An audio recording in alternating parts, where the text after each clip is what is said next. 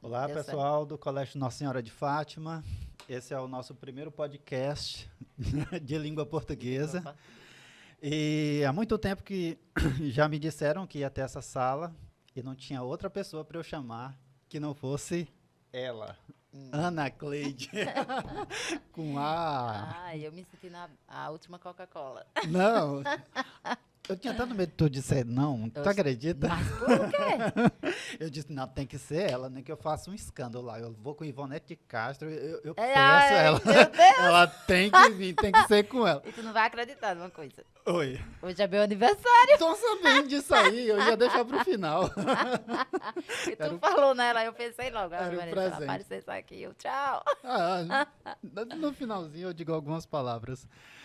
Ó, hoje o nosso encontro, né, que é o primeiro, a ideia é que a gente fale um pouquinho sobre o romantismo e sobre Senhora, de José de Alencar, tentando mostrar um pouco como essa escola literária influenciou José de Alencar e como é que ela chega até os nossos dias, assim, né? O Verdade. primeiro, eu não te conto, o primeiro contato que eu tive com essa ideia romântica, eu ainda tinha 12, 13 anos, quando eu morava ainda lá no Piauí, que eu ia para uma rádio, Ah, assistiu a programação de lá e tinha um programa chamado de Coração para Coração.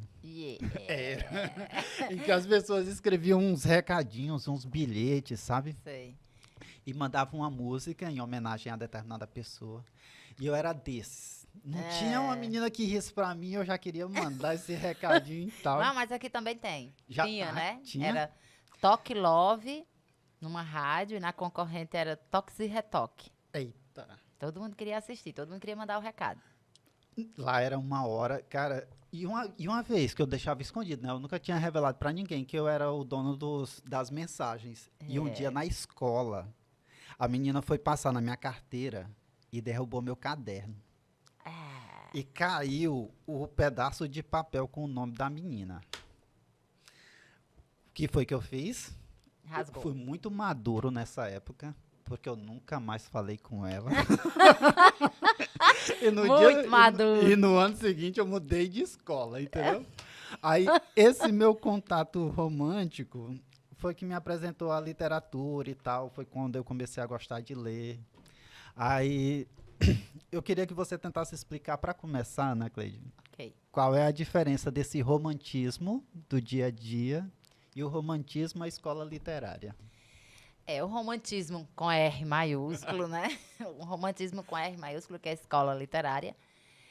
Foi um período voltado para vários temas, como nacionalismo, porque foi logo em seguida, né, a independência, entre aspas, do Brasil e de Portugal. Muitas E aí, aspas nisso aí. muitas aspas. E nossa literatura continuou bem presa, né? Porque até a independência política a gente usa aspas. Imagina na literatura que só em 1902 é que vem esse começo dessa quebra no pré-modernismo.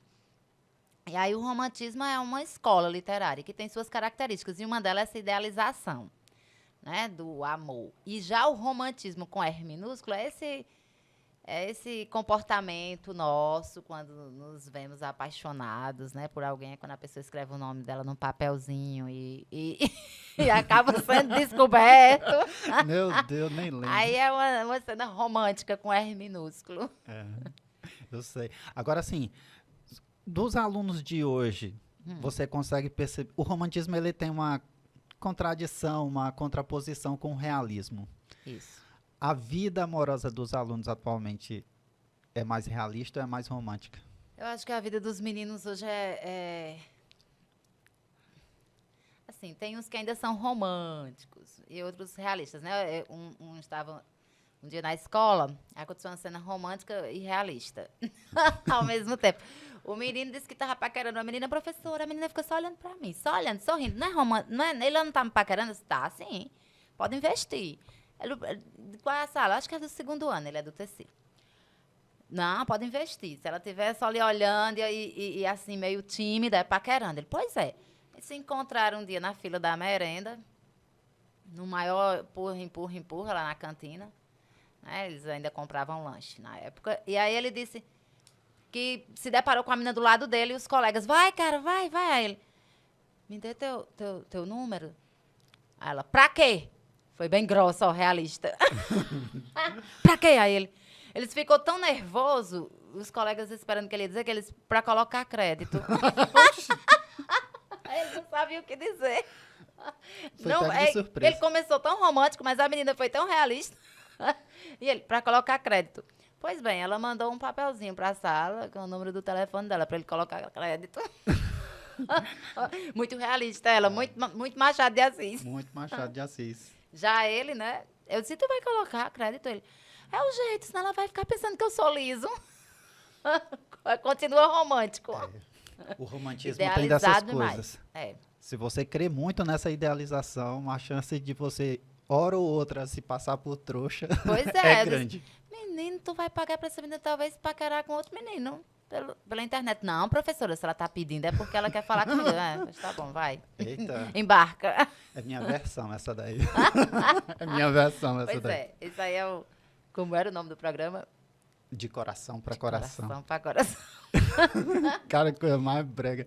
E eu tinha uma coisa de querer ser radialista. E acredito. Eita. Olha aí, tá E realizando passado seus tantos anos, né? Eu cheguei a fazer um teste. E Tu foi? acredita? Eu gaguejava mais do que qualquer gago. Meu Deus do céu, como foi? Eu tremia. Oxe, andei foi longe de passar. Andei foi longe. Não, mas insista.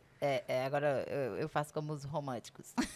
É, Idealize, Idealize. sonhe. mas tentar praticar, que é o que eu estou tentando buscar aqui. Aí, entrando nessa questão do romantismo, do livro, José de Alencar entra onde? Porque assim, quando eu estou dando aula, eu tento fazer com que a primeira geração do romantismo, eu já incluo o nome de Alencar. Porque já nessa aula eu falo um pouco sobre o indianismo, Indianismo. as 3 obras dele. Aí Exatamente. misturo com Gonçalves Dias e Gonçalves de Alencar. Gonçalves de Guimarães. É o seguinte, ele entra já nessa primeira, né, fase, porque ele tanto é nacionalista, muito nacionalista, porque a obra dele é uma obra encomendada, é uma obra comprada, né? É uma obra que a pessoa chegava para ele e dizia, eu quero um retrato do Brasil, para que vejam lá fora como é o Brasil. E se nós não tínhamos o retrato, a fotografia, né, a foto, então essa era a forma de fazer esse retrato brasileiro. E a literatura dele era encomendada.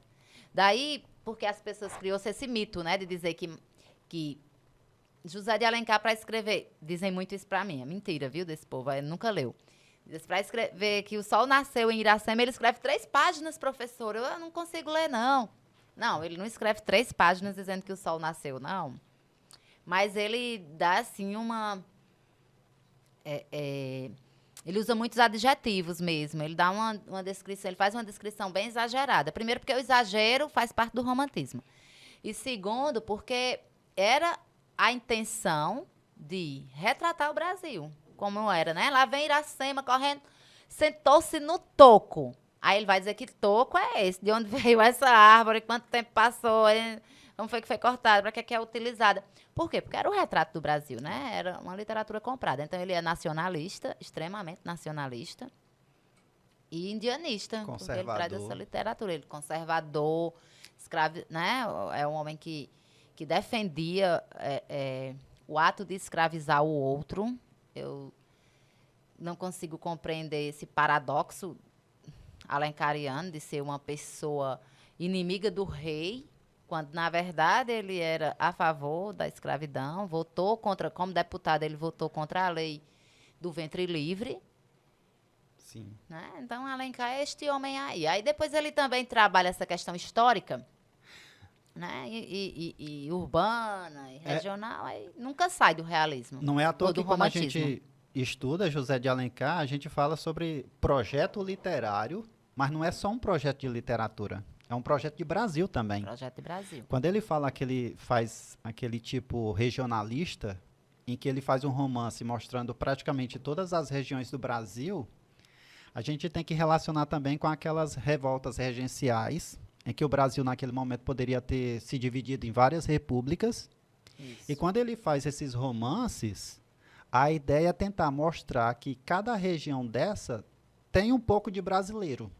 É uma maneira de mostrar essa ideia de unificação. É. E é o que vai ser criticado, né? Criticado, muito bem criticado por Mário de Andrade lá em Macunaíma. Lá em Macunaíma. Né? Macunaíma ali dá um tapa na cara de Alencar. Quando Macunaíma faz aquela viagem toda, é mostrando o Brasil, mas de uma forma mais crítica e como ele é. Exatamente. Já Alencar, ele faz todo esse processo de idealização que é típico da escola E romântica. aí, Mário, o que é que Mário faz? Além dessa questão nacionalista, ele ainda traz o índio, né? Dando outro tapa na cara de Alencar, mostrando o índio totalmente diferente daquele índio idealizado de Zé de Alencar. Europeizado, né? Né? Aquele, com esses costumes eurocêntricos. E uma coisa tão exagerada, porque eu sempre pensei, como era que Iracema nem escovava os dentes e tinha hálito de baunilha, que corria por cima de pau, pedra, toco, descalço, e o pé dela é liso como uma pluma. É um exagero muito grande, uma coisa dessa. Mas Nem é a tinha idealização. shampoo e o cabelo era Nem mais usa- negro, né? Nunca usou shampoo. Que é a asa Acho que da ela grama. usava joá. Nos dentes e nos cabelos. Talvez. E tinha o cabelo sem uma ponta quebrada. A mulher era perfeita, assim, muito bem feita, né? Um corpo, assim, exageradamente lindo, que todos que olhavam se apaixonavam. Porque é uma característica também do romantismo, essa idealização da mulher. Aí ele idealizava a Índia e o índio também, porque Peri fala sério. Aquela Cecília, sem noção, jogar perder o bracelete no ninho de cobras e dizer, eu quero meu bracelete. E ele, se jogar no ninho de cobra para pegar essa... Olha, se fosse hoje, fosse como você hoje. perguntou, os meninos de hoje, ele dizia, minha filha, deixa essa pulseira para lá, mas a gente compra outra. Compra outra. Mas e E a da buscar... onça? E a história da onça? Pois é. Quero ver uma onça viva na frente. Onça viva, nunca vi uma onça viva. Mas depois vai pro mato, infeliz. Lá atrás. Mas ele se destabaca no meio da floresta atrás de uma, Vai só para mostrar atrás, para ela. nossa. É assim, é um exagero muito grande e talvez por isso que espanta o leitor muitas vezes, porque o leitor, ele quer algo rápido, ele quer um livro que os acontecimentos sejam rápidos. Aí é aquela descrição, mas tudo muito bem pensado, né? É. Porque Zé de Alencar, embora ele não seja meu escritor, assim, Guimarães Rosa, que eu amo, nem o meu. não seja o cara Machado de Assis, mas ele escrevia super bem, escrevia dentro do que se pedia. Né? Ali Você era tem dentro que do se ler pedia. José de Alencar dentro dessa ideia. Exatamente. Quando ele quer transformar o índio em herói nacional, é trazendo para ele, o índio, valores que é típico que o brasileiro precisava naquele momento. É a coragem, a valentia, não ter medo do futuro, não ter medo das coisas. Então, todas essas características que Peri e os outros índios que praticavam essa literatura mais indianista tinham, era para ser o exemplo, o modelo que José de Alencar queria para o brasileiro naquela época. É verdade, até porque na Europa, né, eles se voltam para as novelas de cavalarias e nós não tivemos esse período, né, a Exatamente. idade medieval aqui no Brasil. Então, os nossos ancestrais são os índios e ele tinha que fazer essa idealização, já que na Europa aqui tinha que ter algo semelhante, né? E ele é o escolhido para isso, porque José de Alencar é o cara, né, nesse momento aí. Não tem para ninguém, é como Dona Socorro Martins sempre dizia, assim, nas aulas, olha, é muito difícil quando uma estrela brilha muito naquele campo, a outra brilhar também, porque ela até dava o exemplo no futebol, ela dizia, na época, né, na época de Romário, Bebeto não tem o mesmo brilho. Aí, se fosse agora, ela ia dizer quem? Sei lá, Messi? É Messi no singular, né? Messi. Daí não tem para outro. Então, com José de Alencar, os outros, eles tiveram um destaque, né? Joaquim Manuel de Macedo, sei lá, Bernardo Guimarães. Mas o grande é José de Alencar, né? E é um orgulho para nós porque é o nosso conterrâneo, né? Cearense. Mas era escravagista, então... Agora, quando eu vou para esse lado social, aí José de Alencar fica bem longe na minha lista. Ele não aceitar que Lucila que ficasse viva. Pelo amor de Deus, tinha que morrer, porque era uma obra aberta e a sociedade da época, né, a burguesia não aceitava que uma prostituta tivesse um filho e fosse feliz, ele ter que Um rapaz. matar foi demais. A gente já entende por que que ele matou a coitada. Daqui a pouco, quando a gente falar de senhora, a gente pode citar um pouquinho. Aí, assim, Aninha, nessa questão para fazer a amarra para trazer para o livro, quando ele faz esse projeto literário, que ele trabalha o indianismo, que ele trabalha o contexto histórico, porque, assim, um país independente, ele vai ter que ter uma história. E aí ele resgata algumas histórias do período colonial Isso. para tentar mostrar a história brasileira, né? Aí trabalha isso, o regionalismo, a questão histórica, a questão indianista, para trabalhar como herói, e trabalha o contexto urbano, que é tentar mostrar para uma capital, Rio de Janeiro, que acabara de se tornar da noite para o dia um império, uma monarquia. Esses romances urbanos serviam justamente para tentar ensinar para essa população como viver uma corte. Verdade. É aí que vem esse romance urbano, que é para mostrar para os leitores e para toda aquela sociedade burguesa como deveria ser o comportamento. É onde entra a senhora. Exato. Senhora tem muito disso aqui. Muito, muito, muito, muito. As calçadas, né? Que ele faz aquela descrição do calçamento. Sim. Né, as ruas calçadas. Agora, é claro, era só o Rio de Janeiro. É como quando vai receber uma visita que arruma só a sala. É. Eles arrumaram só o Rio de Janeiro, biblioteca. E o centro do Rio de Janeiro E ali. principalmente o centro. E a história se passa exatamente aí, porque ela é milionária. Né? Aí, assim, dentro dessa história de... Quem é a Aurélia para você, que é a protagonista? Como você vê essa mulher do século XVIII relacionando com a mulher do século XXI? De todas as personagens de Alencar que eu conheço, né? De todas que eu conheço, para mim ela é a top. Ela é a top. Até certo ponto. É porque de Zé de Alencar não tinha como ela ser top, top, top, não, né? Mas pra mim, assim, ela é a top no sentido... Começa por esse título, senhora. Ela é a senhora, ela é a dona. Né? Dona da situação. É a dona da situação. Então, e ele era muito preocupado com essa questão de nomes. Né? É o meu estudo. O meu estudo da minha monografia é onomástica. Eu até citei José de Alencar na minha monografia por conta de Lucila, que tem 3 nomes, né? Lúcia, Maria da Glória, Lúcia e Lucila. E aqui a gente vai ter também 2 nomes, Aurélia e Senhora. Né? Ela é a senhora, ela é a dona dele, a dona de Seixas. E aí, pra mim, é uma personagem top, que se destaca entre as outras. 1875 já vão ter aí traços do realismo, e essa personagem ela já traz traços realistas. Né? Ela traz essa questão de ela ter voz e procurar ter vez. Né? Procurar ter vez. Eu digo procurar ter vez porque nem sempre ela teve. Porque a sociedade não deixava que ela tivesse. Começar logo pelo final. Porque assim, Aninha, ela é dona do dinheiro, ela é dona da riqueza, herdou de um avô, da noite para o dia ela ficou milionária. É o famoso milagre romântico, Milagre né? romântico. Que aparece nos livros Exatamente. românticos. Da noite para o dia você ganha na Mega Sena, digamos assim. É. Aí ela se casa com o rapaz, compra o rapaz o casamento, né? Dá para ele o dote e tal, não sei o quê. E ela fica humilhando o casamento inteiro. Esse rapaz romântico, o herói, ele tem que ser grandioso. Aí é que vem a ideia de um homem burguês da época, que era o ensinamento que José de Alencar, através dos livros, dava para a sociedade. Esse homem, ele não podia, de jeito nenhum, ser sustentado por uma mulher.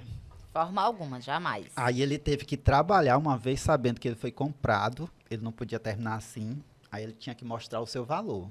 Aí trabalhou, aí outro milagre do romantismo, ele faz um negócio lá com as libras esterlinas. Ele faz um investimento. Isso. 4 anos atrás, nem sabia que ia se casar com a Aurélia, aí exatamente quando ele precisava, ele conseguiu o dinheiro para reaver. Aí quando ela vai jogar na cara dela, que conseguiu o dinheiro para devolvê-la e que queria se separar, ela simplesmente se joga aos pés dele, diz que sempre o amou E que no primeiro dia do casamento, ela fez um testamento passando todo o dinheiro dela para ele. Pois é o que acaba o livro. É a última cena literalmente, acaba o livro. Exatamente, a última cena. Ela ajoelhada aos pés dele, pedindo, pelo amor de Deus, para ele ficar. Fique, por favor, amor. E fecha-se a cortina do ninho de amor. Me poupe. Mas como a gente vem comentando, né? Tem todo um ensinamento ali da questão burguesa, né? O homem não podia, de jeito nenhum, se submeter ao dinheiro da mulher. Era ele quem tinha que ser domínio dos negócios. De certa maneira, eu nem gosto muito, Aninha, das interpretações, das leituras que fazem, dessa ideia de Aurélia ser uma mulher altiva. O nome senhora talvez nem combine tanto, porque antes do casamento, ela é dona de si. Ela pega Lemos... E ela é muito esperta, ela é muito inteligente. Claro, né? A mulher do romantismo. Tem tino para matemática, tem tino para o negócio. Bota Lemos no lugar dele. Isso. Né? Porque ele quer dar uma enrolada nela, mas ele a põe no lugar. Mas ela é quem resolve todos os negócios do irmão dela, né? Mas a partir do momento que ela se casa, ela fica oscilando. Ela não sabe o que quer, ela às vezes é imatura. O amor. É o amor. Mas será que é só o amor? Ela é muito apaixonada por ele. Ela é louca por ele. Ela fica fazendo ceninha lá na cama enquanto ele fica olhando pela brecha da porta. Exatamente. E ela sabe que ele está olhando. Ela sabe. Ela fica, assim, em êxtase quando ele lê um poema. Ela fica vendo ele ler um poema. Ela é muito apaixonada por ele, mas... E ela quer só dar um troco. O troco de ter sido rejeitada. Quem é que gosta de ser rejeitada, né? Ninguém gosta de ser rejeitada. E aí ela quer dar o troco, mas ela ama este homem. É a famosa sociedade, né? Em que a pessoa entra com o bumbum e a outra entra com o pé. Pronto. E aí ela faz isso de caso pensado. Ela já sabia que, assim, porque por ele ser um herói, né, ele não ia se submeter a isso todo o tempo. Então, uma hora ele ia sair do prumo, né? E ela teria esse testamento para mostrar para ele. Eu imagino os folhetins sendo lidos, né? Sendo lidos para as mulheres analfabetas da época, ou semi-analfabetas. E a torcida que não era para essa mulher, eu imagino que elas torciam, né? Para essa mulher, ela ser sempre... Ela terminar com o controle da obra, o controle financeiro. E, no fim, essa decepção. Porque... Será, Aninha? Eu acho que é uma decepção muito grande. Pode ser que tenha algumas aí que... Porque até hoje tem mulher assim, né? Até hoje, pelo amor de Deus, século XXI, existem mulheres assim, que acham que tem que ser a serva do marido, a serva... Eu sou a serva do Senhor e sou a serva do marido. É muita gente. Então, essas daí aplaudiram esse final. Mas as que são que foram, né, à frente do tempo delas, e a proposta do livro era realmente despertar isso, eu imagino, né? Daí porque essa ideia já de traços do realismo, essa mulher já à frente do tempo dela. Mas aí ele vem ao final. Também era uma obra aberta, né? Já tem que ver isso. Era uma obra aberta e ele tinha que fazer um final que fosse agradar os poderosos. Né? Agradar a burguesia. Burguesia. Já pensou se termina o livro em que ela continua sustentando ele? Aí sabe o que ia acontecer? Não seria mais um romantismo, seria um livro à parte. Exatamente. Né? Seria um romance à parte, como o Ateneu, que é um romance à parte, de difícil classificação. Por quê? Porque ele não seria o herói, né? No romantismo tem que ter esse herói, ele não seria o herói, e a obra perderia o sentido para ser uma obra do romantismo. Por isso que José de Alencar, mata Lucila também. Exatamente. Como é que um homem da sociedade vai se casar, ter filhos com uma mulher que já foi possuída por vários homens? Dentro da cultura religiosa da época, não se permitia isso de jeito nenhum. Se colocasse isso no final do livro, ela se casando com ele, seria um escândalo. Exatamente. As próprias mulheres da alta sociedade não aceitavam isso. E elas eram, assim, elas que formavam o público leitor. né? Então, elas não queriam isso. A prostituta com um final feliz. Como é que as leitoras iam ler isso aí? Exatamente. Mas esse final de Senhora é, assim, decepcionante. Hoje, principalmente. Agora há pouco você falou sobre onomástica, né? Onomástica. Qual o sentido de Aurélia?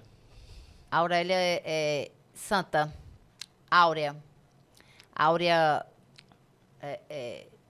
ilumina tudo. Ela se destaca É. entre as outras. E Áurea E Áurea, tem que haver santa, com né? ouro, né? Ouro. Então é uma Então, mulher de ouro. É uma mulher de ouro, é uma mulher que se destaca, uma mulher de luz. É A uma gente mulher... podemos até dizer que quase literalmente ela é uma mulher de ouro, né? E ela com é. o dinheiro que ela com tinha. o dinheiro que ela tinha, né? Que ela diz, eu comprei você. Ele diz, mas como comprou? Você estava no mercado e eu comprei você. Se você estava no mercado, eu tinha o dinheiro, eu paguei. E eu paguei 100 contos de réis. Mas isso daí não me faz falta, porque eu sou milionária. Ela faz questão de dizer, eu sou milionária. E eu paguei só 100 contos de réis. Eu pagaria mais, bem mais. Eu pagaria o dobro, o triplo. E é interessante porque ali seria uma boa oportunidade de uma reflexão para a sociedade da época, porque quando ela compra ele e dá um preço, quando ela vai para os bailes que fica precificando cada pretendente dela, de certa maneira era o mesmo modus operandi do senhor de escravos que vai Isso. comprar uma pessoa. Você vale tanto, você não vale aquilo. Poderia ser o leitor fazer uma reflexão do absurdo dessa situação, de você precificar um outro ser humano. Mas que não era a ideia do autor, certamente, porque ele era escravagista, né? Ele era a favor da escravidão, então... Não tem nem como defender essa tese. É. Assim, o leitor poderia ver desse jeito, porque o leitor, ele é coautor, né? Ele não precisa concordar com o escritor, então ele poderia fazer essa interpretação mais crítica, né? Agora, o autor, ele não teria essa ideia, porque isso aí vai contra a posição dele, né? Os princípios dele. Para ele, era super natural a pessoa colocar preço em alguém. Né? E dizer para ela que eu sou seu, você é minha. Sou Esse seu tipo de dono. situação. A Sou ideia seu da dono, posse. vai fazer tudo que eu quiser. Né? E por isso esse título, senhora. É. Né? Eu sou Senhora- senhora do seu destino. Eu sou Senhora de das suas escravos, né? ações. Senhora de outra pessoa. Ainda dentro da onomástica, tu lembra aquela passagem do pai e da mãe de Aurélia, Pedro Camargo e Emília Camargo. É interessante, quando a gente está lendo o romantismo e o realismo, é bom prestar atenção nos nomes dos personagens, É verdade. que sempre quer dizer alguma coisa. É, por isso que eu trabalhei a onomástica, né? Quando Essa questão aí. quando ele se casa com Emília, sem o pai saber, que o pai o manda chamar, ele se casa numa outra localidade, né? E o pai o manda chamar, e ele diz para Emília que vai contar tudo pro pai, não sei o quê. Quando chega lá na fazenda do pai, ele não tem coragem. E quando perguntam para ele o que é que ele estava fazendo em outras localidades, ele nega. É verdade. O nome dele ser Pedro Aham. não é Tá à vendo? toa.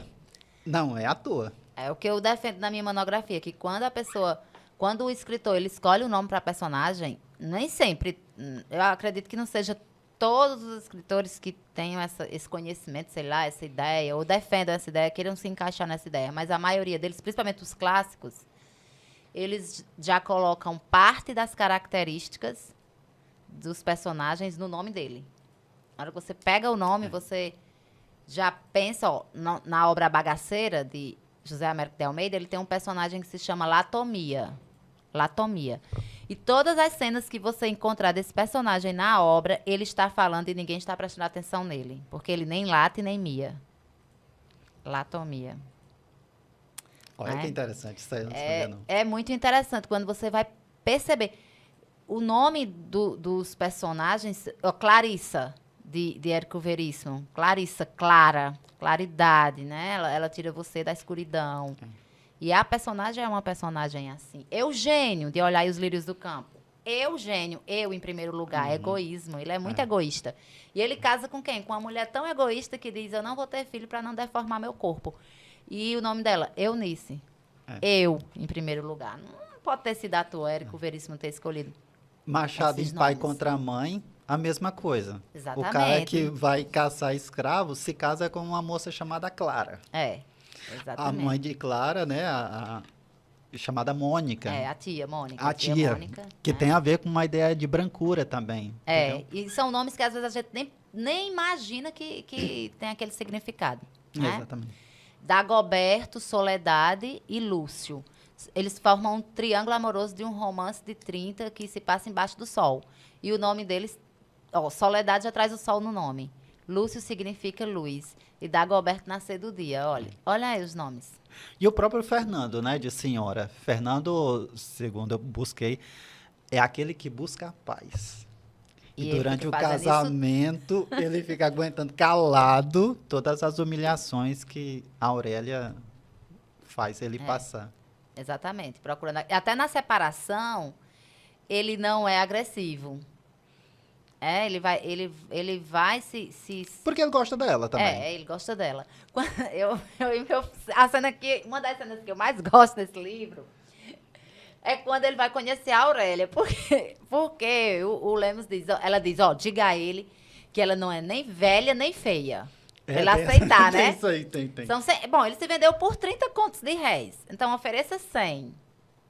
Ofereça o dobro, ofereça toda a minha riqueza pra ele, mas pra ele Até poder 200 aceitar. pague. E a ela disse que pagaria até tudo, né? Pra ter aquele momento de humilhação. E aí ela diz, olha, agora diga a ele, senão ele não ia aceitar. Uma pessoa pagando tão caro, deveria ser, quando não, como é que as pessoas dizem, quando a pessoa é enxerida, ou tá podre, ou tá vencida. Aí ele diz, ou tá podre, ou tá vencida. Então ela diz, pode dizer que a pessoa nem é velha, diga assim, eu só posso lhe dizer que ela nem é velha nem é feia. E aí, quando ele chega pra conhecer, pelo amor de Deus, é a ex-namorada que ele gostava muito, mas que não pôde ficar com ela porque ela era pobre. Aí ela é a mesma mulher que ele amava, rica, milionária, né? É. Tem que ser, milionária. Rica é uma coisa, milionária é outra. Rica é Ana Cleide. Né? Das graças de Deus. A rica, né? Ela é milionária. E aí ele fica, não, eu tô no céu. Porque, gente, a mulher que eu amo, rica, eu não vou ter mais nenhum problema na vida. Então, ali é o auge pra ele. Pra ele, o livro terminaria ali. Terminaria ali, seria um final feliz. Né? E aí eles ficam naquele namorinho de pouco, se eu não me engano, são 2, 3 meses, né, de namoro. Bem pouco tempo que eles ficam. Na viuvinha são 2 meses. 2 meses já casa. Mas aí ele reconhece, né? Bota umas aspas bem grandes. Ele reconhece que não tem condições de dar a vida que ela merece. O bichinho, ele ama ela. É verdade, Ele né? ama a Ana Cleide, né? E por que ele vai casar com a Adelaide? Vai dar essa vida ruim a Adelaide por quê? Não tem nem como defender o Não coitado. tem como defender, não. Fernando Seixas, ele é... Assim, a intenção de Alencar é exatamente essa, né? Que a leitora possa ver, não, ele é muito bom, ele vai salvar o casamento da irmã dele, porque a outra já ficou, na época eles diziam, ficou no canto, né? Ficou Cara, sem tem uma casar. passagem que Alencar chama, assim, através do narrador, dos personagens, né? A solteirice era conhecida como a legião social. Nilson do céu, corre e casa. Nilson, você tivesse Uma sugestão, uma tu vai praga ser isso aí. uma legião. Pois é. Eles não tinham papas na língua, não. Passou de uma certa idade. Não, e a idade, vou te dizer, tu vai cair... Não, eu sei que você já sabe, mas muita gente vai cair durinha aí. 22 anos. 22 anos. 22 anos a pessoa já era o aleijão da sociedade. Exatamente. Já era. Olha, Dona Guidinha do Poço, né? No livro Dona Guidinha do Poço, de Oliveira Paiva, também cearense. Margarida, ela tem 22 anos quando ela casa com Kim. E ela casa com esse senhor porque ela não tinha mais... Ela tem um jeitão masculino, né?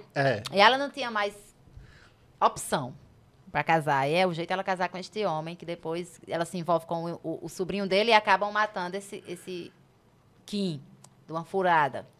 E aí, uma facada lá.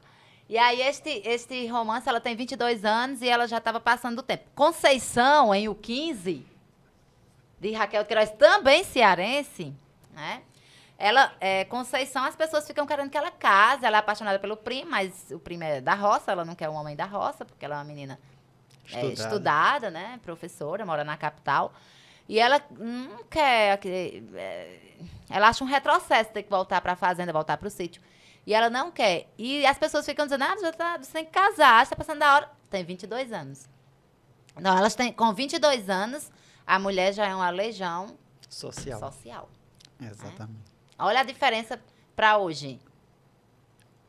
Né?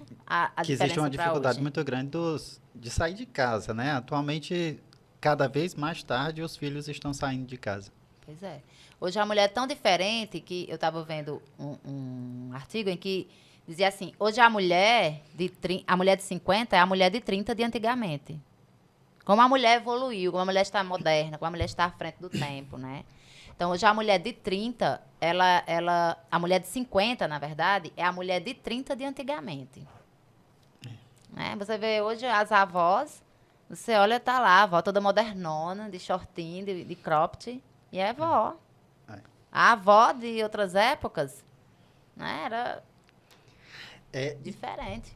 Aí, assim, tem uma característica de José de Alencar que eu gosto muito. Aqui ele nem faz tanto, mas ele fez em A Viuvinha. Que é o jeito como ele faz a descrição masculina da honra. Tem uma cena aqui que ele colocou no livro, que quando ele está descrevendo sobre a virilidade de Fernando. Sei. Aí ele diz que o pé pousado sobre a chinela não é pequeno. É estreito e firme. Olha a forma metafórica para mostrar a virilidade masculina desse homem. Pois é, mas isso aí ainda existe até hoje, viu? Tu sabe, eu tenho um colega que ele usa o sapato com uma pontona assim, esse sapato bico fino, masculinos, que todo mundo quer ir lá pisar no pé dele.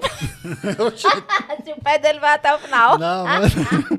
Então, José de Alencar já lançou moda. Oxe, aqui é desde o século XIX. E a Viuvinha acontece a mesma coisa. Você vai lembrar da cena de Jorge, quando ele tá devendo muito, né? Aí ele toma a decisão de cometer... exatamente. Toma a decisão de cometer suicídio, né? Porque se for para dar aquela vida de miséria... É o mesmo mote aqui. É o mesmo mote, é o mesmo autor, a mesma época, né? Se for para dar aquela vida medíocre para ela... É melhor perder a vida do que fazer isso com uma moça. Aí, quando ele se casa, que tem que cumprir, né, complementar o casamento, consagrar o casamento, tem uma cena metafórica lá dele fazendo uma reflexão a respeito do que ele deve fazer, se ele consuma o casamento ou não. Quando ele está nessa decisão, ele faz um jogo de palavras em que você consegue perceber claramente que aquilo ali ele está se referindo ao ato em si. Que é quando ele chega no corredor e ele vê a porta entreaberta. Aí ele fica na dúvida se ele penetra aquele antro sagrado. É verdade. Ele está se utilizando de palavras metafóricas, até para não agredir muito o público leitor, mas é uma forma de tocar no assunto. Sim. Ele não se esconde. E esse assunto virgindade é muito tocado na obra dele. Você veja que a importância da virgindade para a mulher. A Aurélia casada, né? Todo o tempo que ela passa casada com o Fernando Seixas, ela é virgem. O casamento não é consumado. Exatamente. E lá em A Viuvinha, o casamento também não é consumado. Eles ficam conversando. Até quando eu li a primeira vez esse livro, A Viuvinha, eu era uma menina. E sem orientação Antes de você contar, Aninha, desculpa. Porque, assim, a mensagem que se quer passar é que o sexo só com amor. É verdade. É romantismo. É romantismo. Romantismo. E aí, lá na cena, né, sem a orientação, professor, porque hoje o professor ele pega a mão do aluno e traz para dentro da obra, né? A gente vai mostrando para eles, mas em outros tempos era assim, leia o livro e pronto, e vamos fazer uma prova, fazer uma ficha de leitura. E eu lembro que tem uma cena lá em A Viuvinha que diz assim, e eles ficaram descrevendo o quarto dela. E nesse quarto tem uma conversadeira. Aí Uma conversadeira? Como assim uma conversadeira dentro do quarto do casal? Uma conversadeira, eu imaginava uma pessoa conversando direto aqui, igual a nós. Aí quando eu fui olhar, depois, né, muito tempo foi que eu fui ver que uma conversadeira é porque na cama o casal só podia namorar, só podia praticar o ato sexual, mas conversar não é na cama, não é lugar para conversar na cama. Tinha uma conversadeira, era costume da burguesia ter uma conversadeira no quarto, que nada mais é que uma mesinha com 2 cadeiras, para que a pessoa sente ali e converse antes de ir para a cama. Mas olha só a época. Ai, é. É, a conversadeira é isso. Eu ainda estava pensando que era uma pessoa conversadeira. Eu passei muito tempo achando que era uma pessoa muito conversadeira dentro do quarto. Eu, meu Deus do céu. E aí eles ficam conversando nessa conversadeira e ele dá um remédio a ela, né, dentro do vinho, dentro da bebida, para que ela possa dormir. Ele coloca ela na cama, pular a janela e o casamento não é consumado. Cara, é incrível. A gente vai aprendendo as coisas, né? Ou seja, aquele ambiente da cama é o local sagrado para que você coloque a reprodução humana para frente, isso. Entendeu? Na verdade, colocar ali os filhos de Deus no mundo. É isso. A ideia é essa. A ideia é essa, não é nem a ideia de eu amo você, você me ama, ali naquela cama, não é isso. É procriar, né? É ter menino, fazer o Brasil crescer. Ainda mais nessa época aí, fazer o Brasil crescer, trazer menino pra cá pro menino crescer. O Brasil crescer. Deixa eu ver outra coisa aqui que eu tinha notado. Da Legião Social já falei. Sim, tem a questão também que é o do toque feminino. A ideia de que a mulher é capaz de transformar um homem. Porque, assim, tem uma cena lá, eu até anotei aqui, que ela diz assim: como uma cera branda, um homem de coração e honra se formara aos toques da mão de Aurélia. Olha só. É a ideia de que o homem pode ser sem futuro, vagabundo, nojento, mas quando ele chega na mão de uma mulher que o coloque na linha, ele se ajeita. Isso aqui é uma ideologia de tentar fazer com que a mulher suporte tudo, tenha paciência, que se ela souber levar o homem, ela vai conseguir tudo que ela quer dele.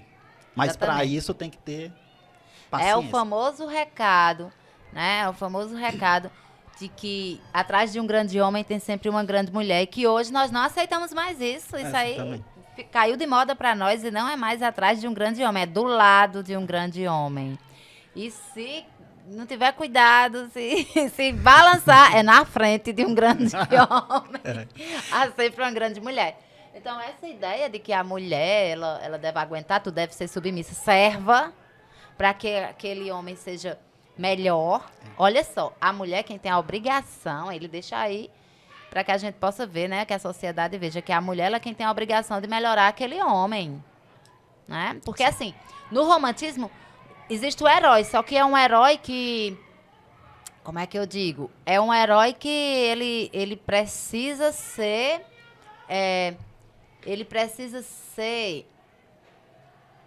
transformado. Né? A transformação do herói. Isso e é sempre para melhor. Isso, sempre para melhor. A purificação, né? Eles usam no livro a purificação do herói. Isso nós vamos encontrar em vários livros, porque quando você lê A Viuvinha, você percebe que Jorge era um farrista, daí que ele gasta o dinheiro do pai dele, né? E fica com tantas letras, devendo tantas letras, que eu demorei para saber que eram essas letras eram as cartas de crédito, assim. Promissórias, né? Promissórias. Os contratos. E aí ele gasta esse dinheiro todo com farra, com mulheres, nas tavernas. Era aquela tavernas, com T. Tavernas. Gasta todo esse dinheiro, era um farrista, um mulherengo, e que ele não sabia rezar. Aí, para ele se aproximar de uma mulher pura, né, igual a Carolina, ele vai para a igreja rezar. E ele diz, eu não sei rezar, Senhor, mas eu estou aqui com o meu olhar te pedindo perdão. Então, a purificação dele através da mulher. Exatamente. Aí você lê a Moreninha. A Moreninha.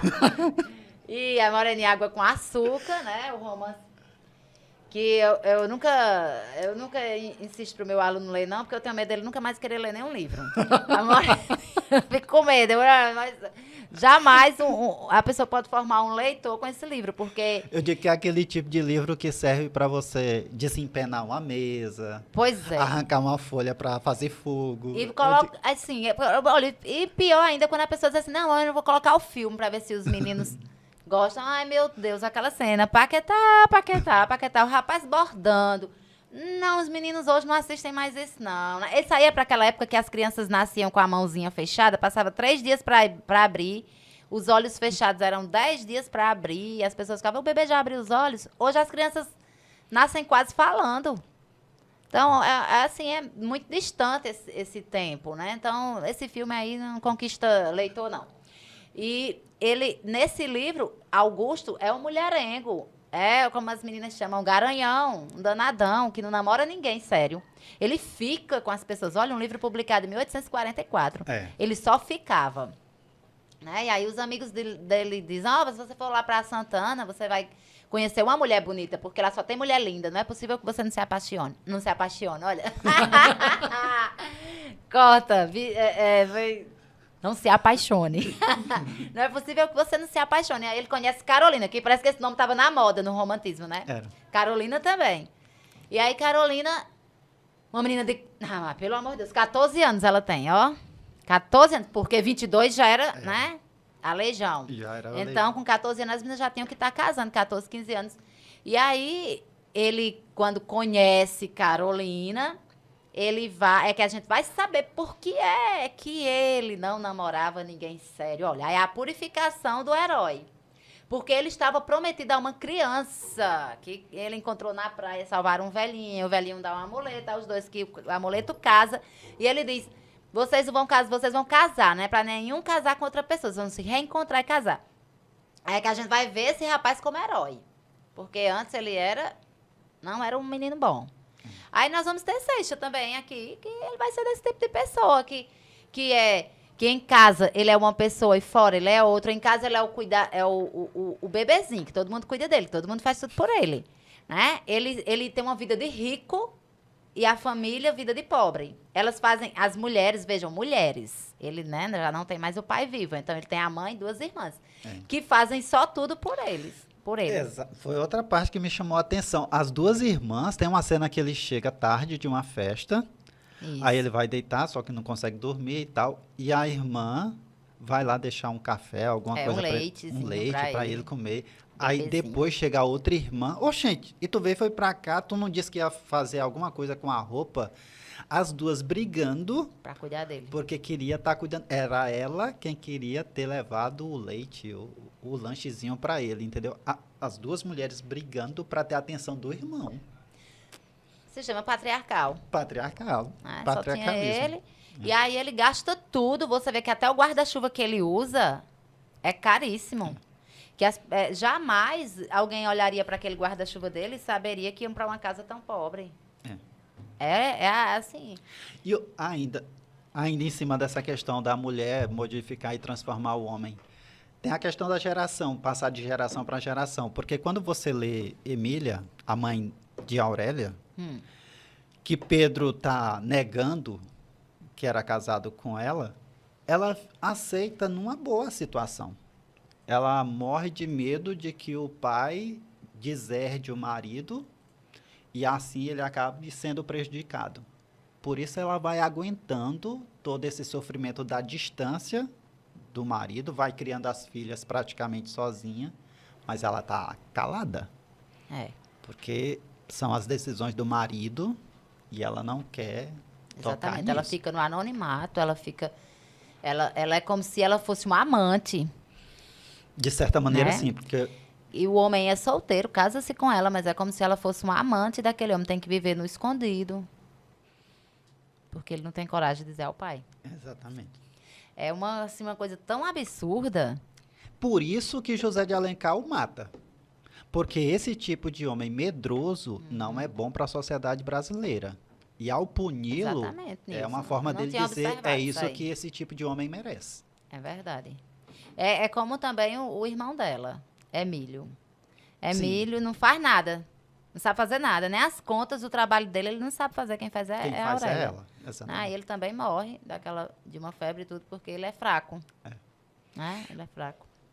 Se encaminhando A um sociedade. pouquinho para o nosso final, Aninha, eu queria falar a respeito dessas características do romantismo, né? Tem a questão do escapismo, que é a fuga da realidade. A partir do momento em que você não tem aquele sentimento consagrado, em que você não encontra o seu par romântico, Isso. a outra banda da sua laranja, você quer escapar da situação. E Pedro Camargo, ele ama muito a esposa, Emília, né?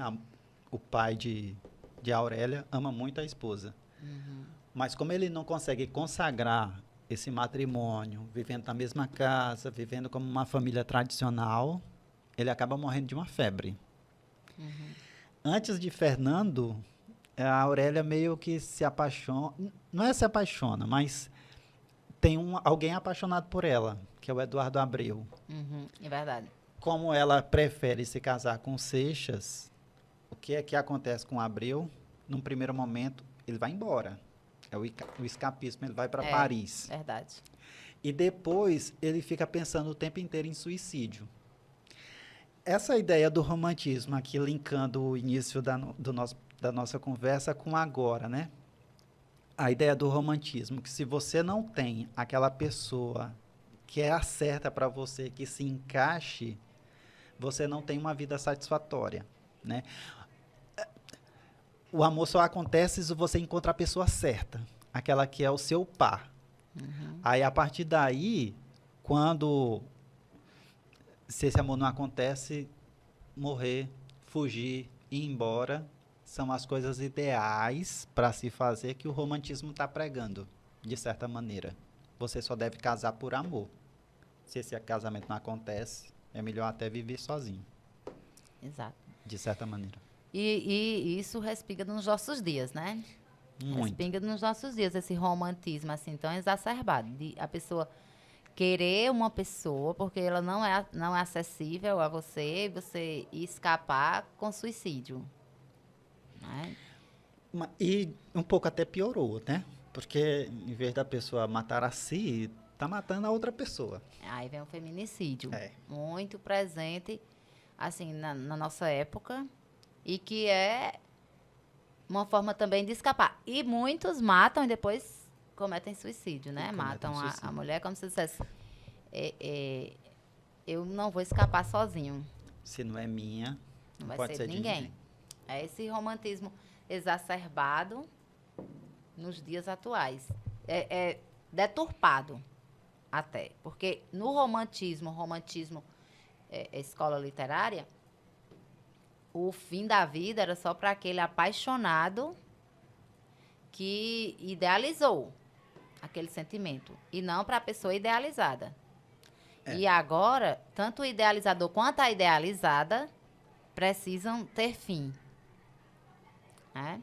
Daria um bom repertório sociocultural para a redação, o romantismo nesse sentido. Né? Eu nunca tinha pensado no romantismo como repertório sociocultural para uma redação com o tema suicídio. Sim. Né? Nunca tinha pensado nesse sentido. Aí, ou o tema feminicídio. Feminicídio também. Né? O romantismo pode sim ser usado, dá para usar muito bem. Dá. Né? Essa característica aí. Dá para muita coisa. Dá para usar o romantismo em redações sobre o meio ambiente, a idealização da natureza. Exatamente. Inclusive, dentro dessa idealização da natureza, quando o Fernando Seixas está cansado assim de Aurélia, encheu a paciência com ela, para onde é que ele vai? Para o quintal. Para fora da casa, onde tem árvores, tem flores. É uma forma de fuga também, de escapismo. A primeira noite ele passa no jardim. Né? E sem pente, nem para pentear os cabelos. E aí vem um milagre novo. Um camelô vai passando e ele compra um pente. Meu Deus, assim, quando a gente lê com uma análise mais crítica, meu Deus, quanta bobeira, né? Pois é, eu gosto de reler. Eu gosto mais de reler do que ler. Eu acho melhor reler do que ler. Eu gosto de reler depois de 3, 4, 5 anos uma obra, porque eu me comparo como eu era quando eu li e como eu sou agora. Eu sei. Né? E Senhora é um livro que a pessoa pode ler e reler quantas vezes quiser que você vai encontrar novidade. É. Você vai encontrar novidade. E assim, é muito interessante, porque era quando o nosso romance estava engateando, né? E Zé de Alencar produziu uma obra dessa. E ela começa em média res, olha, parecendo um épico. Não, um dia a gente ainda vai fazer, Aninha, sabe o que é? Um react. Que é aquele negócio, a gente lê e comenta o que estava acontecendo ali. Da mesma forma de hoje em dia, que esses youtubers aí pegam um vídeo, aí um cara fala algumas coisas e tal, e eles vão reagindo à medida que vai acontecendo aquela cena. A gente vai fazer isso com um livro. Quando a gente pegar obras românticas, vai sair muita coisa engraçada, viu? Vlog literário só dá mais certo com obra romântica. É. Você pega uma obra realista, não fica tão bom. E se você pegar por exemplo, geração de 30, nenhum dá certo para vlog. Nenhum, porque são assim, além do romance já estar bem amarrado, né? Nossos escritores já estão bem estruturados, já sabem muito bem a estrutura interna do romance, eles fazem isso. Narram fatos muito tristes, que não dá para você brincar. Rapaz, meus alunos do segundo ano, quando chega no segundo semestre, meu Deus do céu, a dificuldade para ler um texto. Porque, aí eles, não, Nilson, não tem um texto mais alegrezinho, não. Aí, meu povo, é o contexto da Segunda Guerra Mundial, vocês estão querendo o quê aqui, entendeu? Pois Tem é. temas pesados, temas bem tristes. Quando a gente lê, por exemplo, A Terceira Margem do Rio, que é aquela história do Exato. homem que vai para a beira do rio e fica lá e ninguém sabe por quê, ninguém sabe a razão, a circunstância. Aquilo ali dá uma agonia no ser humano tão grande. A questão do existencialismo, né? Que É. Guimarães Rosa trabalha super bem. E aí, esse conto aí é o auge dele, é o ponto máximo. É o ponto máximo. Ponto máximo, né? É o mais conhecido também. As pessoas, eu gosto muito de trabalhar esse conto na sala. E eu reescrevi esse conto, né? Como narradora. Eu reescrevi e eu fiz tudo para manter esse segredo de ele ir para o meio do mar sem ninguém saber. Continuar mantendo, porque quem sou eu para dizer o segredo que Guimarães Rosa pensou? Eu não sei que segredo é esse, não vou inventar. Então, eu mantive o silêncio em relação a esse segredo. Deu um trabalhinho para fazer isso, mas ficou bom. Aí eu sempre mostro a eles a versão do Guimarães Rosa, a original, né? Que é Guimarães Rosa, e a minha. É interessante que eles nem sabem que é meu o texto, mas eles dizem, professora, agora eu entendi melhor. Claro, porque eu não sei escrever tão bem quanto Guimarães Rosa. Aí eu fico tentando chegar perto, mas aí, como eu já sou da época deles, eles conseguem entender melhor, né, o texto. E Guimarães, além de ter um vocabulário todo próprio, ninguém consegue chegar perto daquele homem, não chegar perto de escrever semelhante a ele, não. Mas eu fiz uma Guimarães dá um pouco de explicação. trabalho para ler, mas quando você consegue pegar a Adentrar, linguagem dele, é espetacular aquilo ali. É porque ele é muitos textos, não todos, mas muitos textos têm muitas digressões. Aí, digressão, para a pessoa compreender, né? Que se nem o próprio, quem está tendo a digressão, consegue compreender, quanto mais quem está por fora, né? É uma função literária. Para fechar, você recomenda esse livro? Recomendo. Muito. Aninha. Recomendo. Eu recomendo, mas para a pessoa ler com um olhar crítico. Né? A pessoa lê com um olhar crítico, sabendo por que ele escreveu desse jeito, sabendo que é uma obra aberta e sabendo que é uma literatura, é um projeto literário. Né? Então, ele tinha que mostrar para a sociedade como era naquela época. E se o menino lê só pela história em Água com Açúcar, como muitos assistem a séries ou novelinhas, e é só pela história em Água com Açúcar... Para passar o tempo? Para passar o tempo, aí isso não vale a pena, não. É preciso ler com um olhar crítico. É preciso ler para poder entender o modernismo lá na frente. Para poder, quando chegar no modernismo, você entender uma conceituação de XV, né? O salto que a mulher dá nessa literatura, para você conseguir compreender isso. E tantas outras obras em que a mulher, Madalena, né, de São Bernardo, até a Sinha Vitória, né? Porque eu faço tanto essa diferença, Sinhá com acento, eram as donas, né? E o dela é Sinha, sem acento. Graciliano Ramos faz questão de não colocar esse acento. E ela, assim, a Vitória nos ensina muito também. Era uma mulher muito pobre, mas ela nos ensina, assim, nos mostra como é uma mulher ser à frente do tempo dela. Parece um pouco com a Aurélia, né? Porque ela tinha o dom da matemática, ela é quem fazia as contas de Ela fazia casa. tudo. E o Essa marido não, daí, era sim, turrão. é uma mulher atrás do homem, que não é um grande homem, né, Fabiano? Veja, o nome dele significa qualquer um, qualquer coisa. Fabiano. E ela, Vitória. Vitória. É muito, sim, os meninos não têm nome, né? Menino mais velho, menino mais novo, ou seja, todos os retirantes, aqueles meninos representavam todas as crianças retirantes. Né? Por isso ele não dá E nome. pra que dar nome se não sabe se vai vingar? Isso, e pra que dar nome se não sabe se vai vingar? É o que acontece também com 2 filhos de Chico Bento e Cordulina, lá em U15.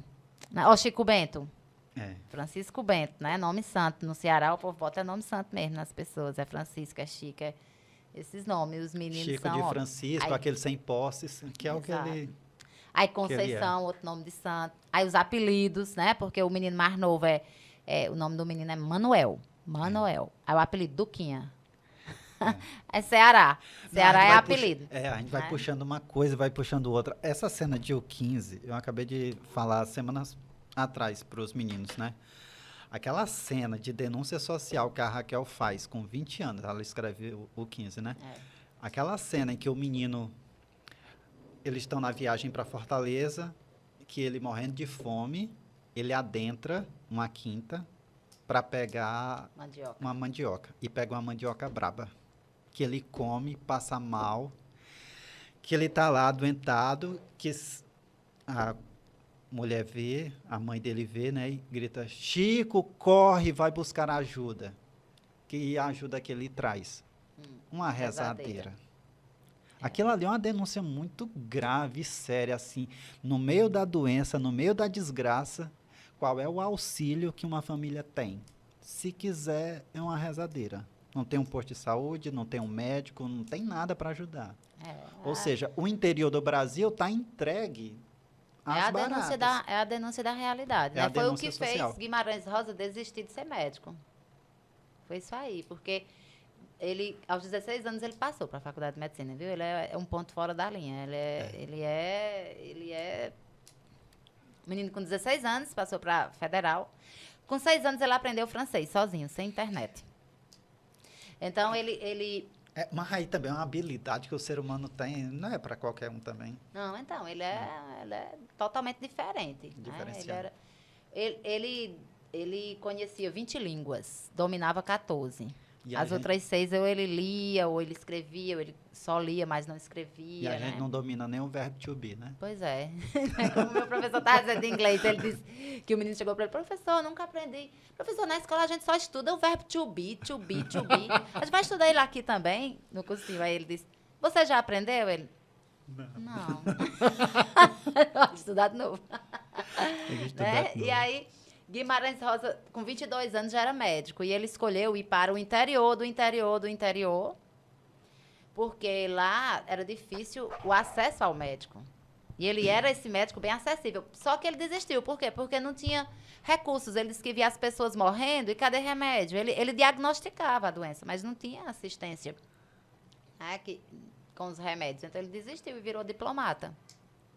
Ou ele virava do diplomata ou ele ia enlouquecer, vendo a situação do interior, né? Interior do interior. Exatamente.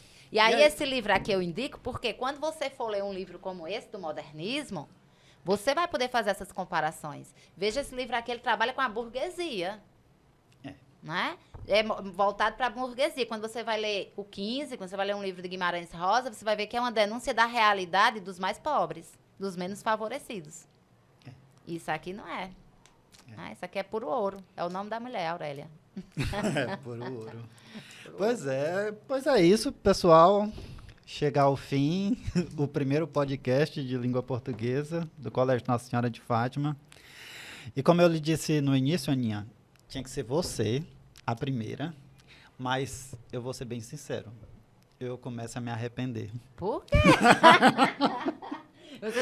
Porque a escola aqui me tem em alta conta, entendeu? Eles me acham um professor super top. Percebi aqui, mas você é mesmo. Mas você aí, é. na hora que assistirem esse podcast, vão perceber que eu sou uma fraude. Ai, que que tem conversa. gente muito melhor do que eu aqui nessa região. Ah, conversa é essa? Nunca, jamais. Que conversa é essa? Eu que me sinto honrada de Não. estar inaugurando esse momento aqui com você. Honrados fico eu, porque é o seu aniversário. E você escolheu, dentre as coisas que você tem planejadas para hoje, vir aqui para esse projeto. Literatura E eu fico é muito sempre um agradecido. presente para mim e esse convite foi um presente importante para mim. É também a primeira vez que eu faço um podcast e foi tudo novo para nós, foi tudo virgem. Foi igual a Aurélia, foi igual a Carolina. É verdade. Né? Foi tudo novidade. Eu quem agradeço também a escola, né? Por permitir que eu participe, eu venha aqui conversar com você. Foi uma conversa assim super agradável. Demais. Poderíamos passar o dia todo aqui do meu aniversário conversando, que nós teríamos muitos livros para debatermos, Exatamente. para conversarmos, né? Que uma coisa puxa a outra. É porque a nossa literatura ela é muito fecunda mesmo, e nunca se esgota. Né? Nunca se esgota de forma alguma. Como as nossas conversas. Eu espero verdade. que a gente vai convidá-la de novo outras vezes. E eu tenho certeza que vai ser um Aí grande agora conversa dessa vez eu como a já de sei o hoje. caminho. Exatamente. Agora que já sabe, É. pode vir até sem ser convidada também. Tá bom? Muito É isso, obrigada. pessoal. Até a próxima. Show.